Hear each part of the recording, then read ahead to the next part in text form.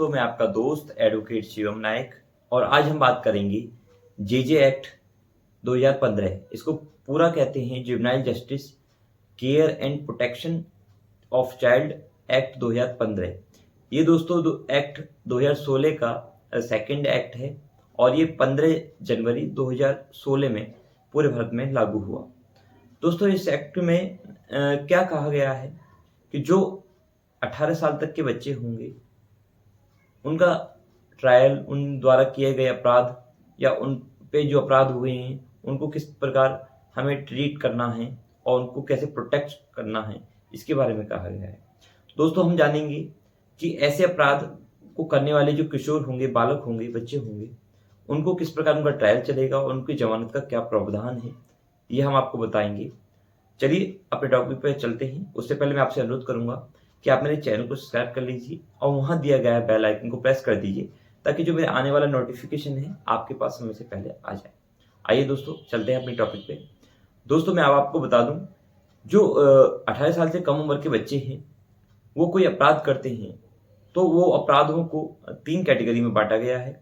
मैं आपको बता दूं, आईपीसी में 82 और 83 में ये कहा गया है 7 साल से 12 साल तक के जो किशोर होंगे वो उन पे कोई अपराध नहीं बनता है और जो 7 साल से कम होंगे उन पे भी कोई अपराध नहीं बनता है। पर 7 साल से 12 साल के जो व्यक्ति हों, बच्चे होंगे, वो अपराध को उस अपराध करने की समझ है वगैरह है तो अपराध बनता है। इसी प्रकार 83 में भी ये डेफिनेशन की गई है, पर ये क्लियर नहीं था कुछ, इसलिए जुवेनाइल एक्ट लेके आया गया। अब इस एक्ट में जो खामियां थी उनको दूर किया गया। पहली खामियां, इनको कैटेगराइज कर दिया गया है, इनको श्रेणी में बना दिया गया है। अपराध को 3 श्रेणियों में बांटा गया है। मैं आपको बता दूं, एक अपराध होंगे छोटे अपराध, दूसरे होंगे गंभीर अपराध और तीसरे होंगे जघन्य अपराध, यानी कि छोटे पैटी अपराध, गंभीर सीरियस ऑफेंस और तीसरे हीनियस क्राइम। अब छोटे अपराध की डेफिनेशन इस सेक्शन जेजे एक्ट में 2 सब क्लॉज 45 में दी गई है। इसमें कहा गया है कि जो अपराध की सजा का प्रावधान या जुर्माना का प्रावधान 3 साल तक का होगा वो इस सेक्शन के अकॉर्डिंग और जमानती होंगे और नॉन कॉग्निजेबल होंगे और इनका जो ट्रायल है जुवेनाइल बोर्ड ही करेगा। दोस्तों, अब बात करते हैं जो गंभीर अपराध होंगे जिनकी डेफिनेशन 254 में दी गई है। ये अपराध समरी ट्रायल होंगे और इनकी जो बेलेबल है या नहीं है, ये नॉन बेलेबल होंगे, कॉग्निजेबल होंगे, समरी ट्रायल चलेगा इनका दोस्तों। और इनकी डेफिनेशन है, मैंने आपको बता दी, 254 में इसकी डेफिनेशन दी गई है जेजे एक्ट में। और उसके बाद जो हीनियस क्राइम है, जघन्य अपराध है, उनको जो अपराध क्या कहते हैं 7 साल से अधिक की सजा वाले होंगे, यानी कि हीनियस क्राइम होंगे, मर्डर और या फिर किसी का रेप है, तो हीनियस जिनकी सजा 10 साल से या 7 साल से अधिक है उनको जघन्य अपराध बोला जाएगा।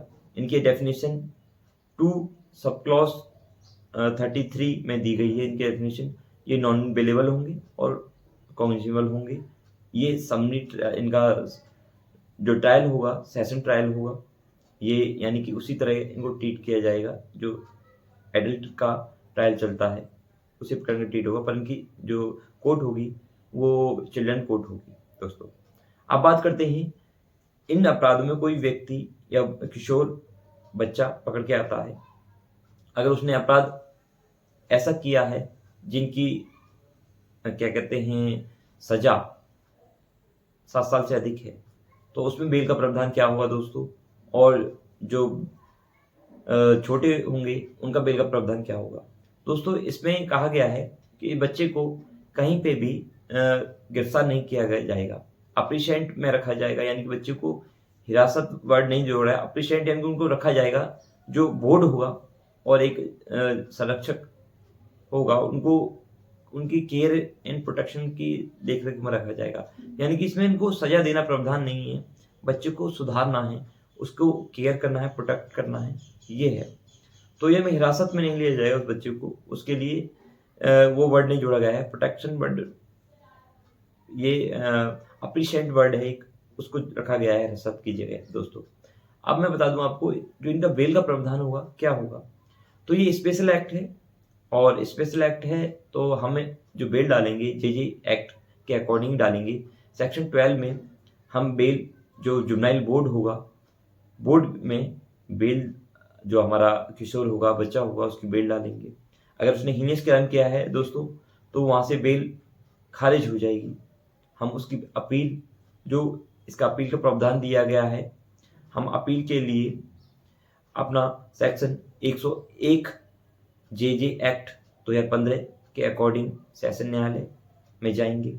अगर हमारी बेल वहाँ से भी नहीं मिलती है हमें, तो हमें इसका सेक्शन 102 है, जो पुनरीक्षण के लिए हमारा हाई कोर्ट जा सकते हैं, हम उसके लिए पुनरीक्षण के लिए जाएंगे। तो दोस्तों बेल के भी जाएंगे, बेल के लिए हम उसकी अपील कर सकते हैं।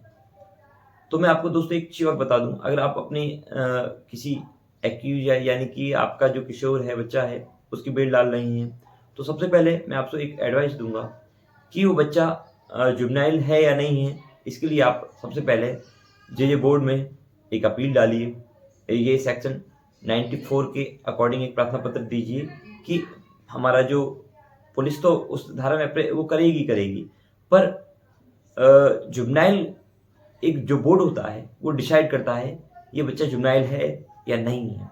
अगर मान लीजिए उस बच्चे की उम्र 17 साल है, या 17.5 साल है, या 17 साल 10 महीने है, या 17 साल 11 महीने भी है, या 18 साल होने से भी 1 वर्ष 1 दिन या 30 दिन कम है, तो सब उसको जुवेनाइल घोषित करवाने के लिए एक प्रार्थना पत्र दीजिए कि ये जुवेनाइल है और इसकी उम्र इतनी है। उसके सपोर्ट में आप अपने अधिवक्ता से आपके पास जो मार्कशीट होगी उसका कॉपी लगाइए, और या फिर आपका मार्कशीट नहीं है 10th-12th की मार्कशीट लगा दीजिए।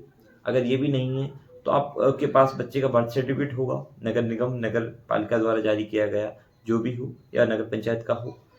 अगर ये भी डॉक्यूमेंट नहीं है तो जेजे बोर्ड रिकमेंड करेगा मेडिकल के लिए।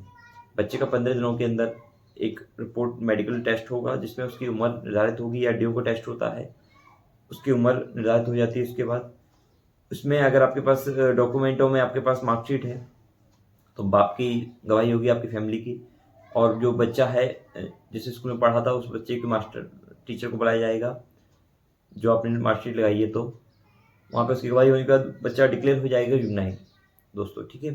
अगर जुवेनाइल डिक्लेयर होने के बाद दोस्तों आप अपने जेजे एक्ट के अकॉर्डिंग, सेक्शन 12 के अकॉर्डिंग जुवेनाइल बोर्ड में ही एक एप्लीकेशन मूव कर सकते हो, सेक्शन 12 के अकॉर्डिंग बेल एप्लीकेशन। अगर आपका ऑफेंस ऐसा है, बेलेबल है और हीनियस नहीं है, तो आपको वहाँ से बेल मिल जाएगी। और अगर ऐसा है कि बेल हीनियस ऑफेंस है और जिसमें आप ऑफेंस साबित हो रहा है, तो आपको बेल वहाँ से नहीं मिलेगी। आपको उसकी अपील सेशन कोर्ट में सेक्शन जेजे एक्ट के 101 में अपील करनी पड़ेगी उस ऑर्डर के खिलाफ। और आपको वहाँ से भी नहीं मिलती है तो आप पुनरीक्षण में यानी कि रिवीजन में आप जा सकते हैं हाई कोर्ट। आपको जो ऑफेंस है उसकी बेल या कोई भी ऑर्डर है, आपको जुवेनाइल घोषित नहीं किया गया है या कोई भी ऑर्डर है, आपको हाई कोर्ट में उसको चैलेंज कर सकते हैं सेक्शन 102 के अकॉर्डिंग। मुझे उम्मीद है दोस्तों मैंने आपको जुवेनाइल एक्ट के बारे में बताया कि जुवेनाइल एक्ट को किन कैटेगरी में बांटा गया है, जुवेनाइल कौन होंगे बच्चे, और अगर जिन्होंने ऑफेंस झेला है या जिन्होंने ऑफेंस किया है तो उनके बारे में क्या प्रावधान है, ठीक है। और मैंने बताया इनकी बेल का प्रावधान क्या है। एक चीज़ और दोस्तों मैं आपके सामने सवाल का जवाब छोड़ के जा